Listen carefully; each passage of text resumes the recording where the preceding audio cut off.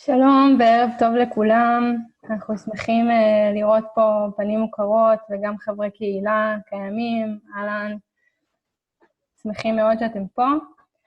We're happy to host you today and I'm going to do the opening pratik in Hebrew for the preview and then translate myself to English as well and then move it to you.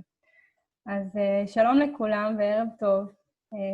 אנחנו קהילת SDG ישראל, ואנחנו מאוד שמחים לארח אתכם היום לוובינר הזה. ובעצם אנחנו רוצים קודם כל להודות לכם שהגעתם, ואנחנו הולכים לדבר תכף על בנצ'מרקים עסקיים, אבל כמה מילים עלינו לפני כן.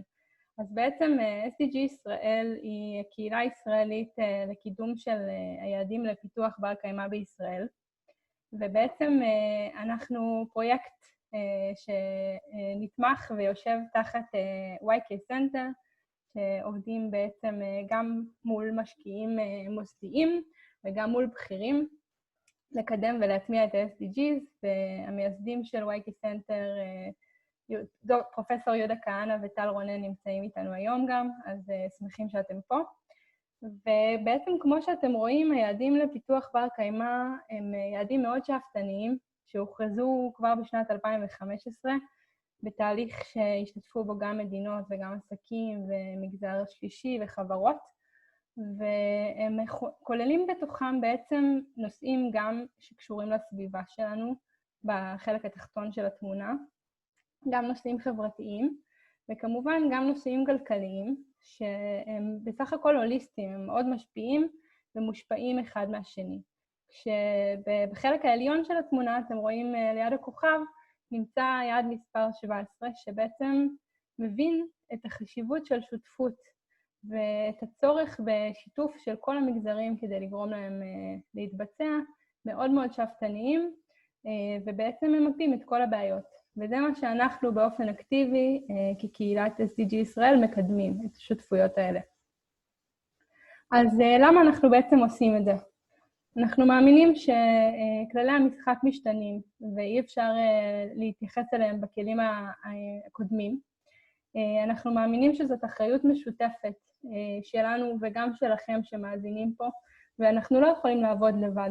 אנחנו חייבים לעבוד ביחד, בשותפות, במכפילי כוח אחד עם השני, מגזרים מגוונים, במגוון גם של תחומים, והמסגרת ליעדים האלה היא עד שנת 2030, זאת אומרת, יש לנו כבר פחות מ10 שנים, והזמן בעצם הולך ומתקדם. מה אנחנו עושים? אז יש לנו אקוסיסטם, היום כבר עם מעל 900,000 חברים, אנחנו פלטפורמה ליצירת אימפקט חברתי, כלכלי, סביבתי ואזרחי, והדרך שאנחנו עושים את זה, זה באמצעות ידע וכלים, זה באמצעות קידום אקטיבי של שותפויות ויעד מספר 17, וזה באמצעות מיפוי וסדנאות למדידת אימפקט, וככה פה בתמונה הזאת אתם רואים גם את האתר שלנו, שמכיל בתוכו מיפוי ומידע, ובעצם עוזר לארגונים וליזמים להבין מה הם מודדים, ומהי ההשפעה החברתית והסביבתית שלהם. ואנחנו גם מקיימים סדנאות כאלה ללא עלות, ואנחנו מזמינים אתכם, מי שיש לו מיזם ורלוונטי, ליצור איתנו קשר, אנחנו נשמח לשתף פעולה. אז אלו היינו אנחנו, ואני אעבור לאנגלית. So we are happy to host Pratik Desai from World Benchmark Alliance. And I presented the Israeli SDG community, and we're working as an ecosystem to promote the SDG implementation. And you can see here our activities and workshops and profiles in our website, where we help and support ventures and entrepreneurs to measure their impact, and they're welcome to contact us. So without further ado, I'm gonna move the stage to Pratik. So Pratik, we're very happy to host you here today. And I'm gonna stop my screen share so that you can share yours. Great. And I'm gonna say that you're always welcome to write questions in the chat. and we'll have breakout sessions to answer them as well as in the end. So yes, thank you. Great. Well, thank you so much, Karen Orr, and great to be with all of you today. And good afternoon, or well, I guess I should say good evening to all of you. Thanks for joining. I know it's fairly late your time, so appreciate you all taking the time to speak with me today to learn more about the World Benchmarking Alliance and what we do. As Karen Orr mentioned, my name is Pratik Desai. I'm the Strategic Engagement Lead with the World Benchmarking Alliance. Headquartered in Amsterdam as an organization, but I actually spend my time and work out of Washington, D.C., where I'm based. And so the purpose of the conversation today is really to give you an introductory overview into the work that we do as WBA. I'll take you through a little bit of a case study of one of the benchmarks that we've already produced. And then speak a little bit about what that means in terms of engagement and where you as members of the SDG Israel community might be able to step in. I think as Karen Orr mentioned that we can ask questions and happy to take them anytime. So feel free to use the chat box, and then maybe at the end we can have a more free-flowing discussion if there's interest. So with that said, and just making sure everyone can hear me all right and there's no issues, correct? Yeah. Yes, okay. We hear you. Great. So let me just, okay, perfect. So the World Benchmarking Alliance is a fairly new institution, actually. We were launched about a year and a half ago, formally in September 2018. And this is following a series of other initiatives and research publications and things that were done that really were looking into the role that business uniquely had to play in driving achievement of the SDGs. So as everyone on this call probably is aware, you know, the SDGs were adopted in 2015 primarily as a government agenda, but they built on the Millennium Development Goals, which were written in a different time and in a very different way. So whereby the MDGs, the predecessors, were written for and by governments, applying mostly to developing countries, and focusing really on core social issues, so eradication of poverty, access to healthcare, etc. The SDGs were much broader in the sense of being written for government, but written in partnership with the business community, with civil society, with individual citizens, with research and academia, and really thinking about how government could drive this agenda in partnership with all of these other stakeholder groups. The SDGs are universal in nature, so they apply as much to, Algeria as they do to Zimbabwe, as to they do to the United States. And they also address a much wider range of issues. So everything from core social goals to environmental goals to governance goals as well. The SDGs are a mammoth agenda, as everyone is aware. So the initial research that has actually come out says that in order to achieve the goals, there need to be annual investments of between $5 and $7 trillion a year. Of that $5 to $7 trillion, the annual investment gap, so the gap that's not filled by public investment, by government, is around $2.5 billion a year. $2.5 trillion a year. So what that means is that business has a unique role to play in actually mobilizing the private capital needed to fill that gap. So WBA was founded really on the back of this research, on the idea that in order to actually incentivize companies to be able to make those investments and to really embed sustainability and the SDGs into their core business, you needed to have a way that could open up the competitive nature of business in a good way. So this idea of free, publicly available benchmarks that could measure and compare company performance on the SDGs was launched, and that's how WBA actually was born. The idea that we have is that the benchmarks that we produce are able to equip investors, governments, civil society, really any stakeholders, as well as companies themselves, with the information they need to engage, to step up, and to deliver the goals. And in doing so, what we do is we recognize the leaders, those that are actually performing well. And we also create an accountability mechanism for those that are not stepping up in the ways that we should. So by providing this sort of competitive race at the top, what we hope is that the bar for performance is raised, and that more importantly, information on corporate performance is democratized so that you as a consumer or as an investor or as an employee or as a policymaker can use that information to engage with the companies in a way that is meaningful and that actually drives long-term change.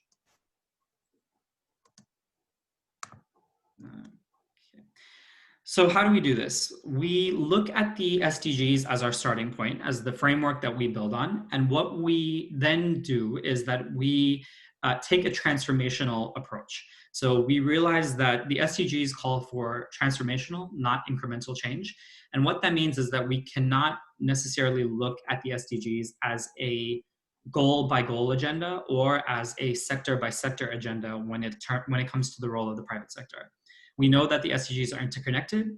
We also know that business is interconnected. You know, many companies don't just touch one SDG. They touch multiple SDGs. There are different business models. Some businesses are conglomerates, so they span everything from the financial system to healthcare, to circular economy. So in order to actually assess how companies are performing, you need to take a more transformational systems-based approach. So what we have done at WBA is we built on many different studies and previous research publications that look at systems change. And we've identified 7 systems transformations that we believe the world needs to undergo in order to actually achieve the SDGs. So if you look at the diagram that's on the screen, we look at this in sort of 3 concentric circles. So at the heart of the transformations framework is the social system. So this encompasses everything from health and well-being, to gender equality, to poverty reduction, to decent work and labor issues, to human rights, all of the core building blocks of what a just and sustainable society should look like.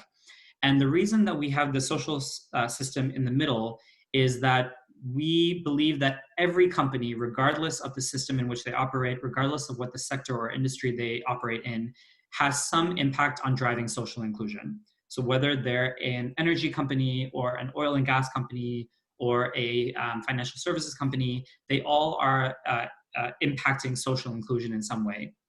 So what that means in practice is that we have committed to, across every single benchmark that we produce, ranking every company on their core social performance. And so what that means is that we've also developed, or in the process of developing, I should say, a series or a set of core social indicators that can baseline assess where companies stand in terms of their commitment to human rights, for example, forced labor issues, equality issues.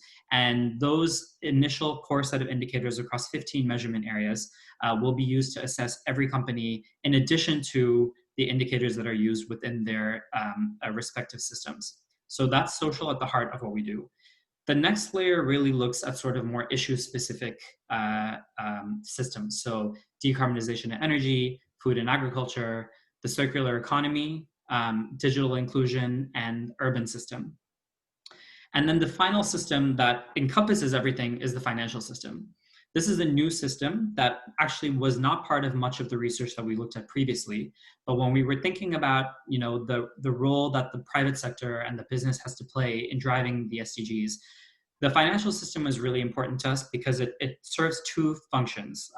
So first is that the finance system itself needs to transform. You know, you can't talk about achieving systemic change without actually acknowledging that the finance system is in many ways a contributor to a lot of the inequity and the environmental degradation and things that we are seeing today. So the finance system itself needs to change to become much more long-term, to take into account positive and negative externalities that operate in the environment. I couldn't hear what you said. Sorry, I think that was maybe my phone. And then also we see the financial system as an enabler for all of the other system transformations. So, when we talk about driving a transition of the food and agriculture system, for example, we can't talk about doing that without actually thinking about what is the role of the finance system in being able to mobilize the capital to facilitate that transition. So that's how we see these 7 system transformations interacting and intersecting with each other. What this means for the benchmarks that we produce then is that we have identified a list of companies, and by 2023, we will benchmark all of those companies across these 7 systems of transformation. So when we move to actually benchmarking the companies, how do we identify these companies? So the benchmarks, as I mentioned, are structured around these 7 systems transformations. They look at the industries within each system that are positioned to drive the greatest transformation or the greatest potential impact on the SDGs. And within each of those industries, the companies that are included are the ones that really dominate and shape the industry, and what we call Keystone Companies. This idea of Keystone Companies is not a new one. It actually builds, though, from nature and from ecology. The term is actually from the Stockholm Resilience Center, which is a research body, that has actually done a lot of research into how do species interact with each other in terms of the environment that they operate in. And what they found, the reason that there's a picture of a wolf here, is that many of you may have heard the story or watched the video of the wolves that operate in Yellowstone National Park in California. Those wolves have been recently reintroduced to Yellowstone following a long period where actually wolves were no longer part of the ecosystem. And what the scientists and researchers actually saw when they reintroduced wolves into the population is that the wolves started to have a very unique impact on the ecosystem. So as wolves started to come into the ecosystem, they were able to control the population of deer and of other large animals because they were actually eating the animals. That resulted in actually more growth of local flora and species of plants that were able to regenerate because they weren't constantly being eaten by the herbivores. That then resulted in changes to soil composition, and all the way it filtered down throughout the chain, all the way to actually rivers, which actually changed the composition of how they flowed because the soil wasn't eroding at the same levels that it was previously. So the entire ecosystem rebalanced and regenerated due to a reintroduction of one species. So if you apply that same concept to business, what we see is that there are also similarly these companies, which we call Keystone Companies, that have a disproportionate influence on the structure and the functioning of the systems in which they operate. These are companies that either for better or for worse have an impact on the systems that they operate in. They either dominate, control, connect, or influence the systems in which they operate. And so what we then did once we had this sort of idea of Keystone Companies is in January of this year, we launched what we call the SDG 2000. So this is a list of 2,000 companies that we've identified through a methodology process as having the most potential influence or impact on actually achieving the SDGs. So some of these companies are by nature the largest, but really what we wanted to do is if we just look at the largest companies, we're going to end up with a very Euro or North America centric view of the ecosystem. And we thought it was important that if we're talking about the SDGs and a global agenda and the way that all of these companies interact with local communities as well, that we take a more holistic approach. And so our methodology looked at not only the largest companies, but also those that have significant supply chains, particularly in the global south, those companies that controlled a significant proportion of either service production or production of goods. So if you look at, for example, telco companies where many of their consumers are actually based in parts of the world that are not necessarily where the companies are headquartered. We also looked at companies that had a disproportionate impact or influence on global governance processes. So which are those that are actually involved and that engage a lot with international bodies, whether it's organizations like the UN or the World Trade Organization, those that have significant influencing and lobbying power. And that's how this list was formed. 2,000 companies. You'll see the geographic dispersion, but in total, these companies are responsible for about half of the world's economic output, so $43 trillion in revenue. They're headquartered across 74 countries. You'll see about a quarter of the companies are headquartered in the United States. An additional almost quarter are headquartered in Europe. And then you'll see another quarter or so that are headquartered across either emerging, developing, or frontier markets, so particularly those in the global south. And then a couple that are a little bit more spread out geographically. And then the 30 industries that are reflected across these 2,000 companies. So in sum, 7 systems transformations, 2,000 companies, and the goal is to rank those 2,000 companies across those 7 systems of transformation by 2023. And that really is sort of the high level overview of what we do as WBA in terms of actually producing benchmarks. We'll go into a sort of case study of what this looks like in practice, but maybe I can just stop there for a second and happy to take any questions that may have come up already, if there are any, and feel free to use the chat function, or if anyone wants to just ask directly as well, happy to do that.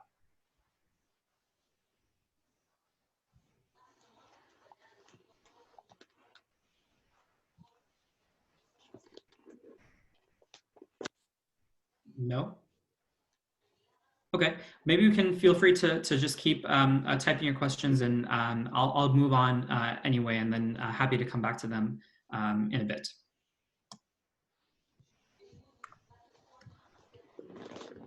So when it comes to actually benchmarking companies, we really see this as a journey in terms of how we engage with the companies that we've identified.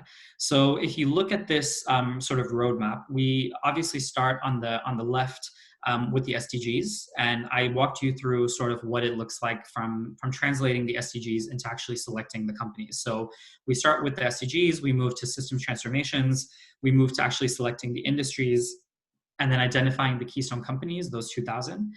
And then once we identify the companies, we start working on actually developing the methodologies. So I'm thinking about what are the indicators we're going to assess companies on, what are the measurement areas we're going to use, how do you actually think about weighting, and what indicators might be more important or less important.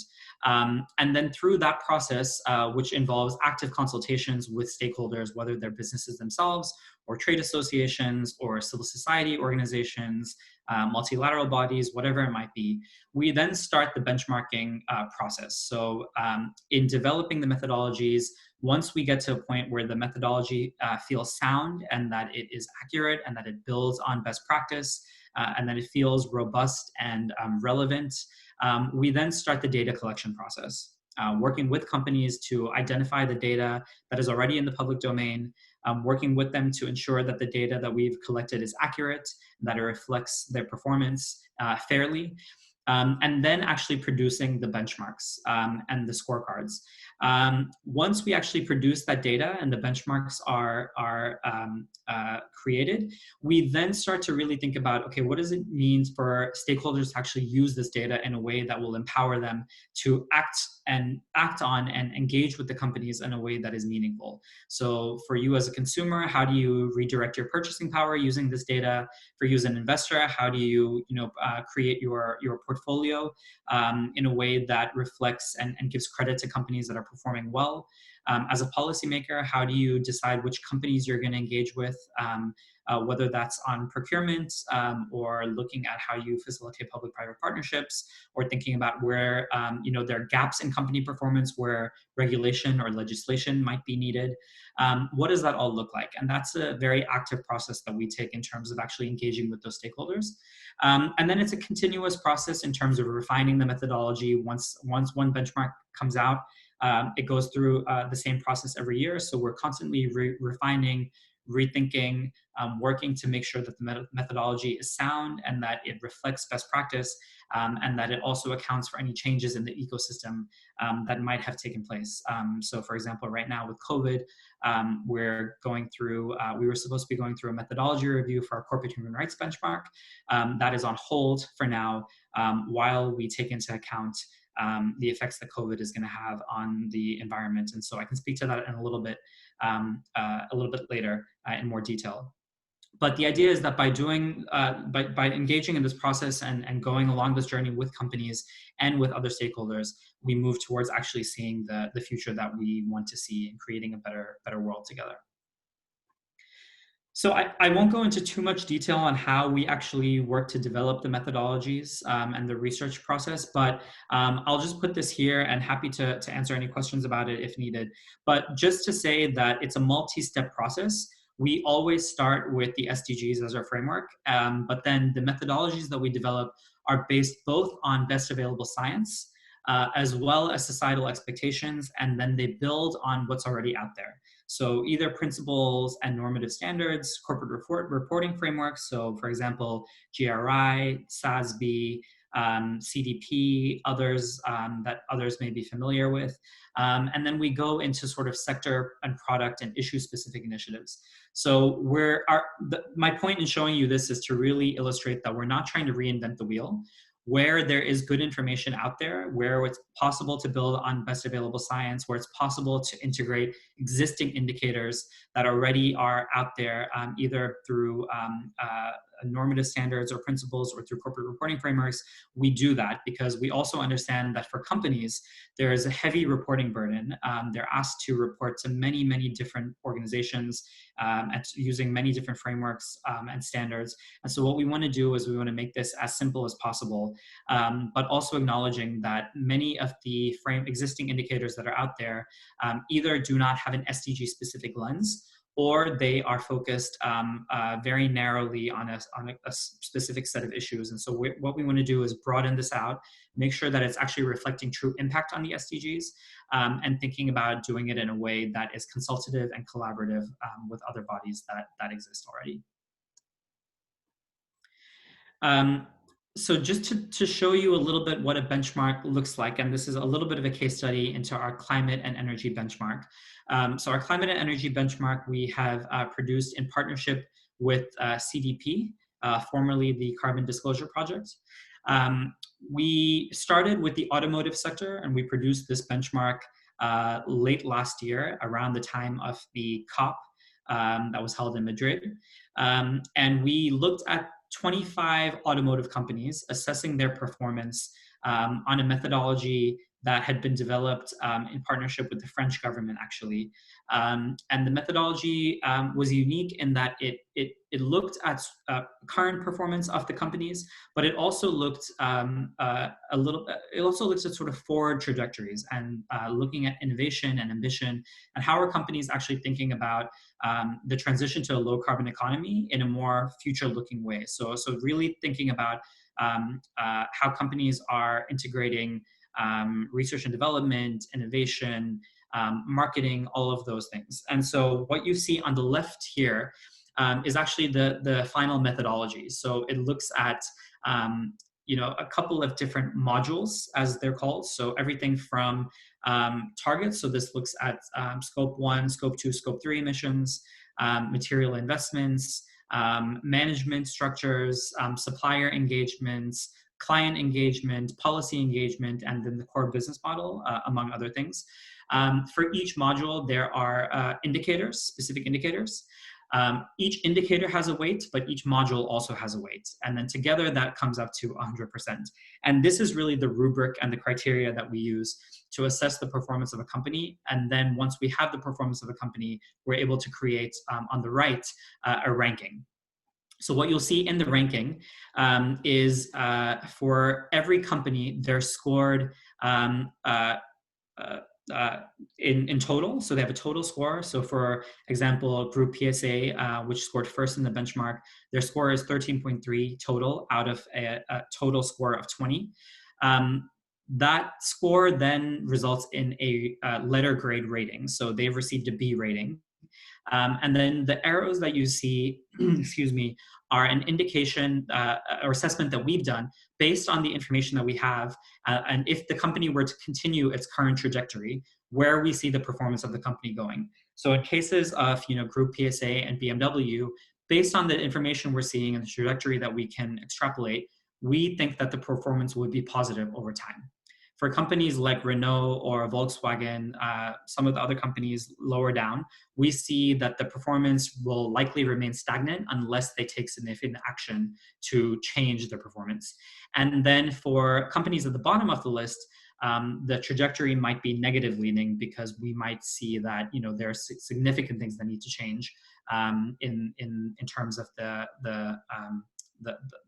performance of the company. So you can go on our website, actually, worldbenchmarkingalliance.org, and you can actually look at the results of this benchmark. And you can, for each company, they have an aggregate score, so which is what you see here on the right. But then they also have individual scores per module area. So there's some companies, for example, that might do really well on policy engagement, but the other modules they might not do as well in, and that therefore lowers their overall score. So I pulled out a company scorecard. This is Tesla's, just so that you can have an example of what this looks like in practice. So many people, when they look at this benchmark, the automotive benchmark, they're surprised because they say, wow, Tesla only scored 12th. We would expect, given the performance and the way that they've really been promoting their product, that they are actually, they would have been higher.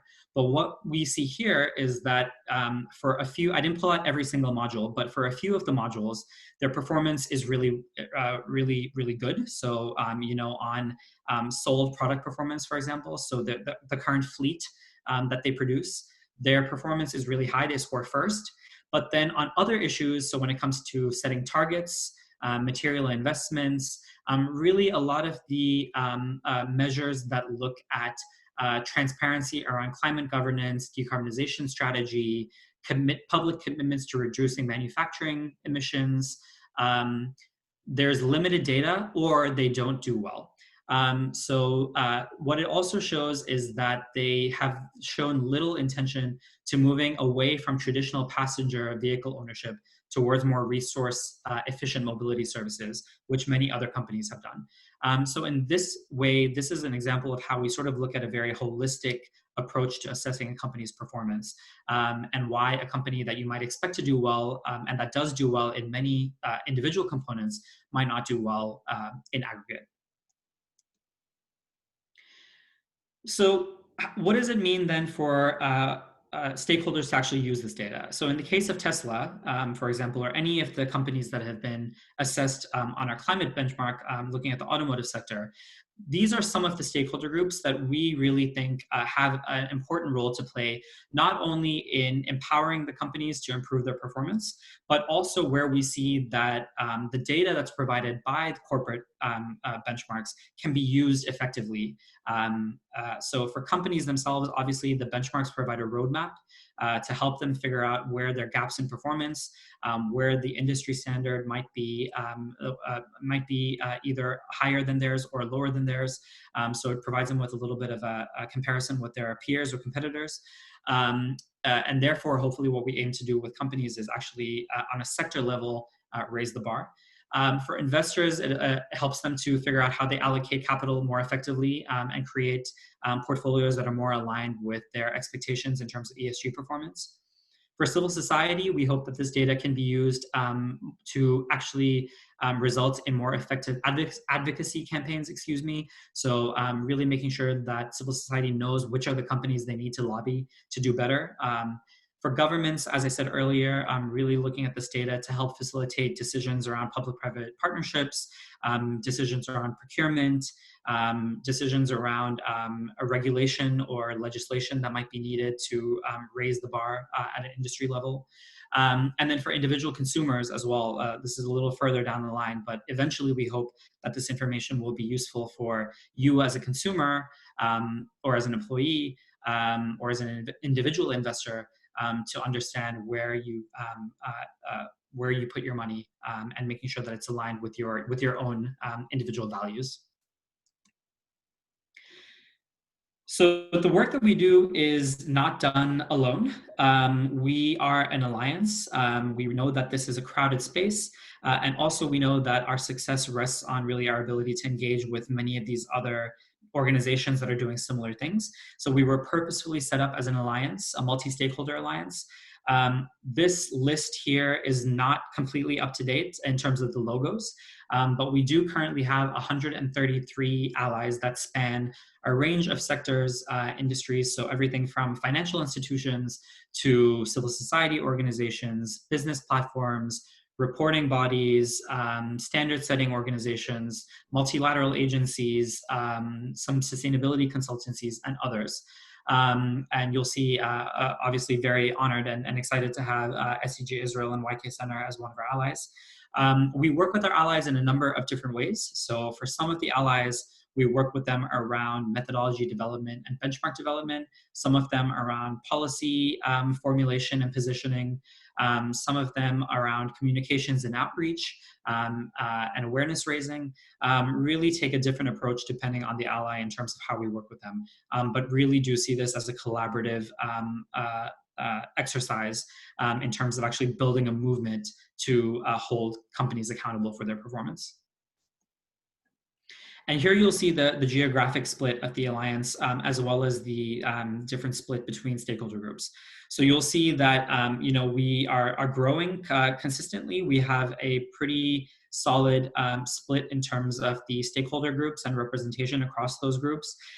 We have quite a diverse group of allies in terms of geographic representation, but we also are conscious of the fact that we need to do better in terms of our geographic representation. So particularly looking at increasing our engagement and our networks in developing countries, in emerging markets.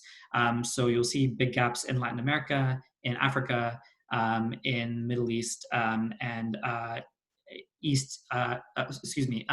Southeast Asia, as well as parts of Eastern Europe. So that's just something that you should be aware of that we're working on. But like I said, continually looking to make sure that the alliance is relevant and inclusive and representative.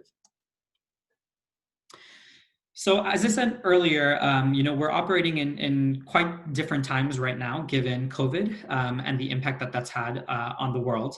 And so I have this here just to show that the Secretary General has been very forceful in terms of talking about needing to go back to a world that isn't normal, but a world that has much more of a focus on building more inclusive, equal, sustainable economies.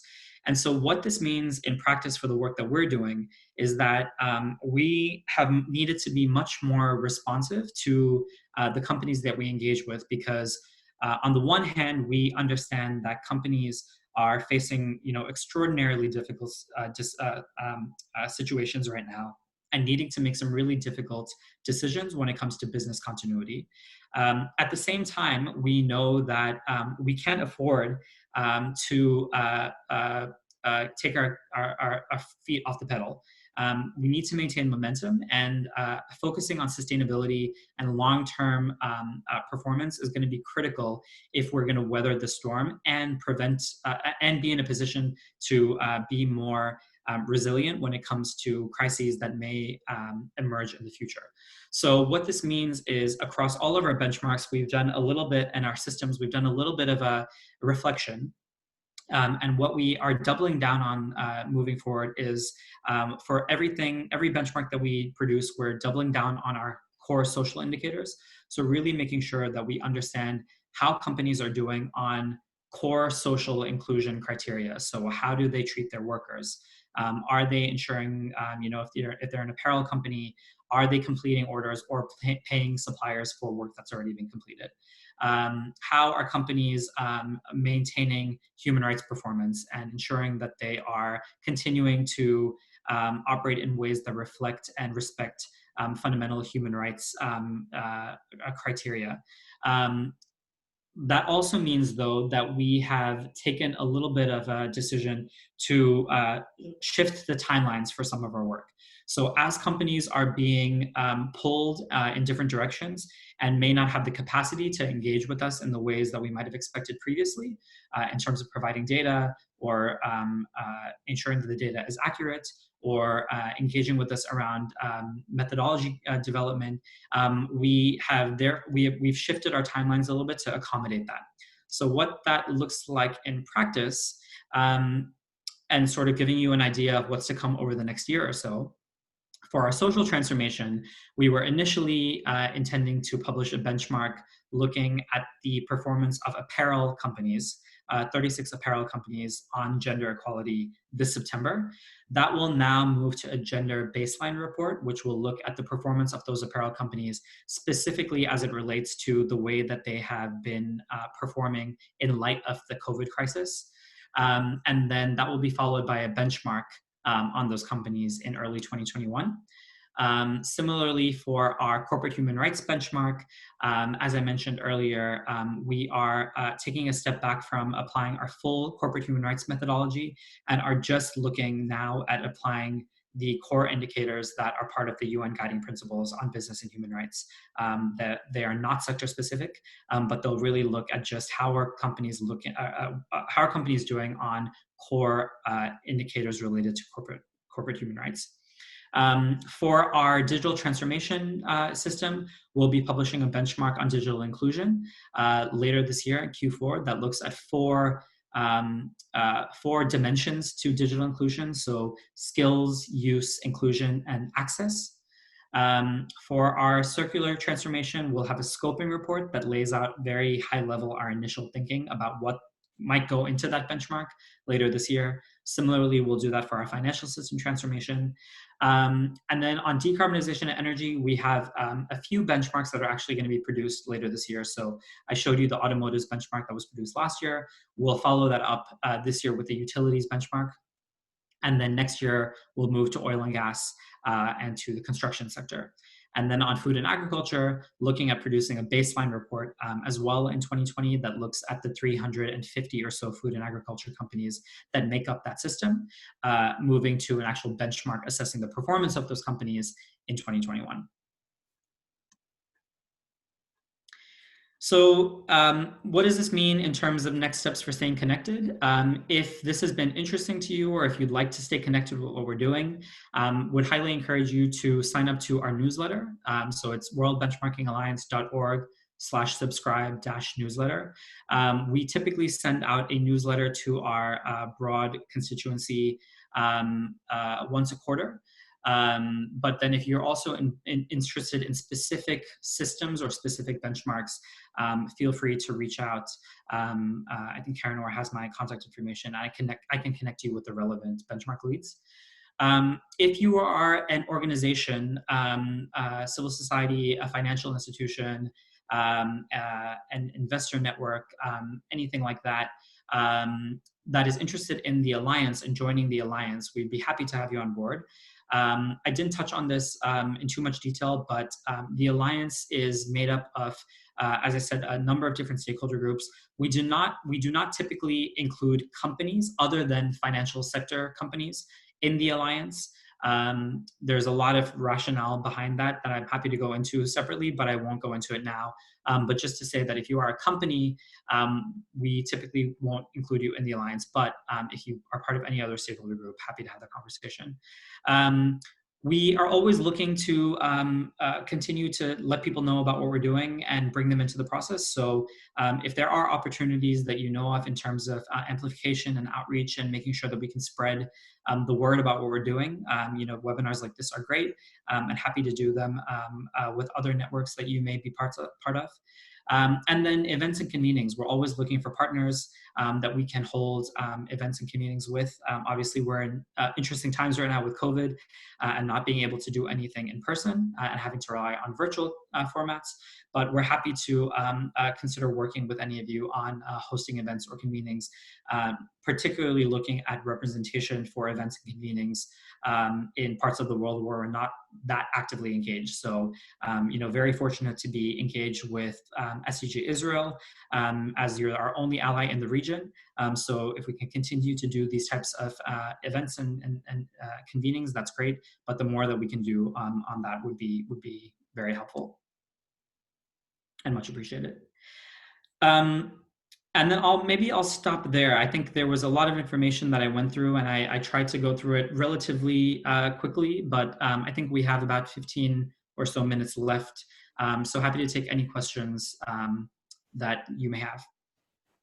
So we do have a few questions in the chat. I'll go over them. So Neta is asking, how do you encourage companies to be as honest as possible and share their info regarding performance? Then we have several others, but I'll let you relate to this one. Great, and I see the questions actually now in the chat, so I can go through a few of them. So Neta, to your question about encouraging companies to be honest, so what our work is predicated on is this idea of, and I see you have a follow-up question. What is the incentive for companies to collaborate? So the work that we do is, everything that we do is based on this idea that it should be free and publicly available. So the benchmarks that we produce are free, they're publicly available, the methodologies that we produce, the underlying data. What that means is that we also then expect companies to be providing this information in a way that is transparent and that is part of the public domain. So when it comes to actually data collection, how we start the data collection process is we first look at what is publicly available that the company has disclosed. So that could be through information that's on the company website. It could be information that's in a company's annual report or sustainability report. In some cases, it might be information that a third-party research provider might have. But the idea is that we always start with what's publicly available. When we have that data, we pre-populate that data into a questionnaire or a survey, and we send it back to the company. The company then has the opportunity to engage with us on that information to either understand why we've scored them in a certain way or where we got the data. But in terms of the incentive for companies to collaborate, the incentive comes in because if a company has information about their performance that they're choosing not to disclose, we are not going to include it in the benchmark that we produce because all of the data that we use is what's public in the public domain. So the onus is also on the company not only to disclose, but to engage with us in the process. Because a company might have missing data, for example, when we go through the first scrub, and we might not have access to the information, or we might not be able to find where some information is. But if the company chooses not to engage with us, we're only able to assess them on what's publicly available. So the incentive then is on the company because if a company chooses not to engage or we have missing information, they're going to be scored according to what we have. So that will likely mean that they score at the bottom of the benchmark or close to the bottom of the benchmark. And we've actually seen this play out in real time. So for example, one of the first iterations that we did of the corporate human rights benchmark looked at the apparel sector. And what we saw is there were companies like Prada, for example, that actually didn't engage. They were not disclosing much information. And what happened once the benchmark was launched was there was a front page article in the Financial Times talking about how Prada had scored so badly on the corporate human rights benchmark. And due to intense investor pressure and board pressure, Prada was actually on the phone with us the next day to talk about how they engage in this process moving forward. So this is also part of where, when we talk about how other stakeholders can be influential in holding companies accountable, this is sort of an example of how that works in practice. Question from Miriam on how is benchmarking aligned with ESG and is it the same? So it's aligned with ESG. It's not exactly the same. So what we've been doing with companies, but then also specifically with investors, is really trying to, in parallel to actually building the benchmarks, having an honest conversation about the need to shift from ESG to the SDGs as a framework. So when we think about ESG, for many investors and for companies, ESG is still viewed in the lens of risks, and how do you actually mitigate risks. What we want to move from a conversation about risks to impact. So it's not enough to talk about the risk of engaging on issues related to climate. You really need to talk about what is the impact of engaging on issues on climate. How does that actually affect the rest of your portfolio? What is actually the effect of your investment on the communities in which you operate, on the environment in which your company may have operations? What does it look like as part of your core business? So that's sort of the distinction we're trying to make. There are all sorts of conversations. If you're part of the investor community or financial community, you'll know that there are a lot of other conversations happening around definitions of materiality and things like that. And so these are all conversations we're actively engaged in. But we are trying to really make sure that the benchmarks that we create are not viewed as a risk mitigation assessment, but really viewed as an impact assessment. How long does it take to develop a benchmark? How long does stakeholder participation take? And do you examine your possible negative impact?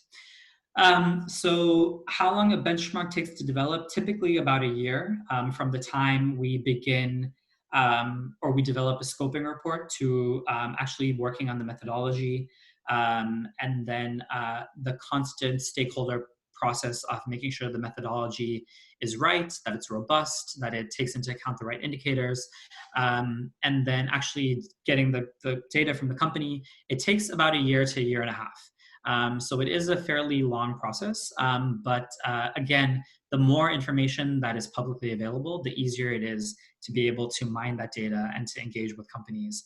So again, always why we're pushing for disclosure. And then do we examine our possible negative impact? We don't necessarily see the work that we're doing as having a negative impact. We hear from companies sometimes that it's a burden on them and they don't have capacity or the resourcing needed to be able to actually respond to all these surveys and engage with us. But the way we see it is really, if you're a multinational company, you have the resources, and the way you invest your resources into talking about the work that you're doing on sustainability is a reflection of your commitment to sustainability. So that's sort of the onus that we put on companies to say, if this is important to you, you will make time for it, you'll open up the resources for it, and we work with them to figure out how we do that. But really, what we try to see this as doing, it's not about naming and shaming. I mean, in some ways it is, but we view it less about naming and shaming as we do of recognizing good performance and giving credit to those that are leading, and then incentivizing and encouraging those that are not to raise the game, because if we're going to actually achieve the SDGs by 2030, we can't afford not to, right? A biodiversity, how about a biodiversity benchmark? So we don't have right now plans to produce a biodiversity benchmark. That could change later on. But the reason that we are not necessarily looking at biodiversity as a focus is because the benchmarks that we produce are really focused on corporate performance on the SDGs. And so when we look at the ecosystem of those 2,000 or so Keystone companies and the industries that therefore fit into those 7 systems, there isn't a natural area where biodiversity and the role of the private sector fits. There are parts of the conversation around biodiversity that are going to be included in other benchmarks. So, land use is a critical issue that will be part of the food and agriculture benchmark. We'll have issues related to climate, obviously, as part of the decarbonization and energy benchmark, but then climate also cuts across a few of the others. So there are ways in which this will feature in other benchmarks, but as of right now, there are no plans to produce a biodiversity benchmark. That could change, but that's where we stand on that. Do you also benchmark public utilities as assessment wastewater treatment plants? So the list of 2,000 companies that we have identified includes private, public, and state-owned enterprises. So there, I don't have the list in front of me right now. There could be some companies that are on that list that are publicly listed, but I don't think that's the same question as you're asking, which is public utilities that are maybe operating not as companies, but as sort of municipal bodies. So that's the distinction there. And then, are you stating the economic possible revenue before or after benchmark adoption? We haven't done that research yet. I mean, there's all sorts of research out there that hasn't been done by us that says, companies that invest in sustainable development. There was a major report that was published a few years ago, the Business and Sustainable Development Commission report, that outlined a $12 trillion economic prize that was possible for companies that integrated sustainability into core business. And that was just looking at 4 sectors alone. So cities, healthcare, energy, and food and agriculture. We haven't done that sort of economic analysis across every other industry in which we've identified that make up those 7 systems and of which those 2,000 companies are part of. But that is an interesting question, and there may be another organization that decides to take that up at some point. But no, for now, we haven't done that economic analysis. I think those are all the questions that were on the chat, unless I missed something, but I think we have a few minutes left in case anyone has anything else that they'd like to ask or discuss. You're welcome to pop in, even if you want to ask it out loud without the chat. You're welcome to do it now.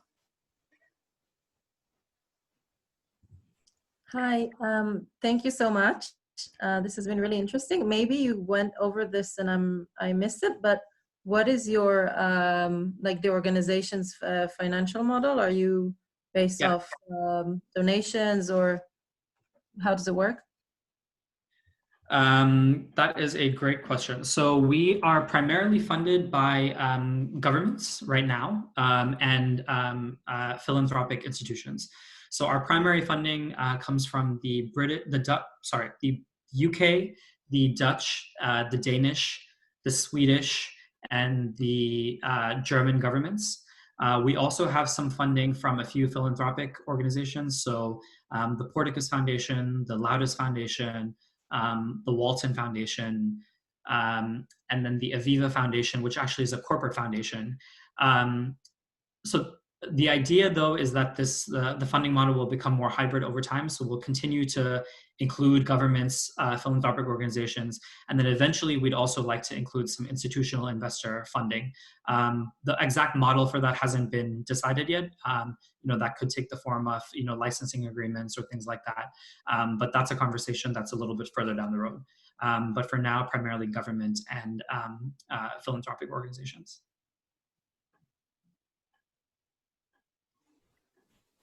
Thank you. Any other questions before we wrap up? So there are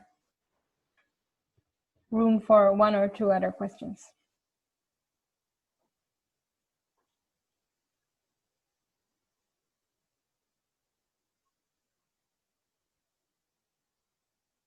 No.